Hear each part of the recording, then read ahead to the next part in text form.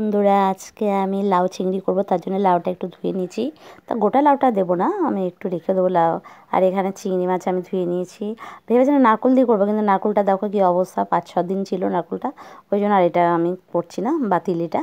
তো আমি আজকে লাউ চিংড়িটাই করব। তো এখানে হাফ লাউটা আমি নিয়ে নেবো কেটে। তো এখানে হলুদ নুন মাখিয়ে রেখে দিয়েছি। তো এখানে কড়াইতে দিয়ে দিচ্ছি চিংড়ি মাছগুলো, প্রথমে আমি ভালো করে ভেজে নিচ্ছি।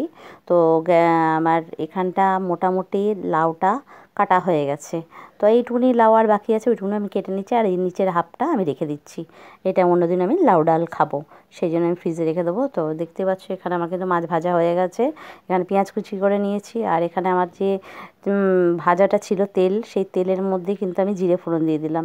তো শুকনো লঙ্কা তেজপাতাও দিয়ে দিলাম, সাথে পেঁয়াজও দেবো। চিংড়ি মাছ ভাজা হয়েছিল, সেগুলো গুঁড়ো গুঁড়ো রয়েছে, ওই একসাথেই সব হয়ে যাবে। তো এখন নুন, হলুদ, সব জিরে গুঁড়ো সব কিছু আমি কিন্তু দিয়ে দিলাম।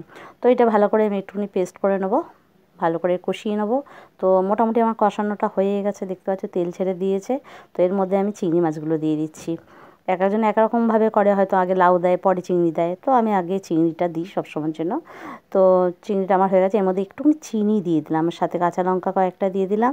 তো একটুখানি মিষ্টি মিষ্টি হলে ভালোই লাগে, একদম নাহলে একটুখানি খাড় খাড় লাগে। যাই হোক, আমি কিন্তু এর মধ্যে কিন্তু কোনো রকম জল ফল দেবো না, আমি কিন্তু লাউগুলো এখানে দিয়ে দিচ্ছি। তো ওই লাউয়ের ভেতর থেকে যে জলটা বেরোয়, লাউ ধোয়ার সময় তো একটু জলটা থাকেই না, তাই না?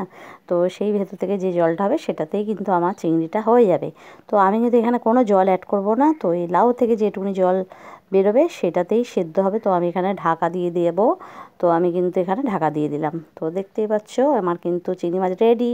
তো টাটা, কেমন লাগলো বলো।